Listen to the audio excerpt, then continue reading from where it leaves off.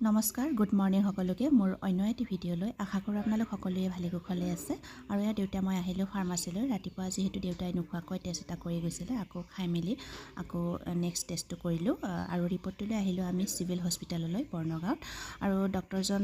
নাছিলে যিহেতু তেওঁৰ আজি বুলি ডিউটি নাই তো তেখেতক প্ৰাইভেটকৈ লগ কৰিলোঁ আৰু তেখেতে মেডিচিন লিখি দিলে আৰু এটা মেডিচিন হস্পিটেলতে পাব বুলি ক'লে তো মই হস্পিটেলত গৈ মেডিচিনটো লৈ আহিলোঁ আৰু এয়া দেখাই মেলি আমি আহিলোঁ দেউতা মই ঘৰলৈ আহি দোকানতে নামিলোঁ যিহেতু দুপৰীয়া 2টাই বাজিলে হস্পিটেলৰ পৰা আহোঁতে আৰু এখেতেও এতিয়া ভাত খাবলৈ যাব সেয়েহে দেউতা আৰু এখেতক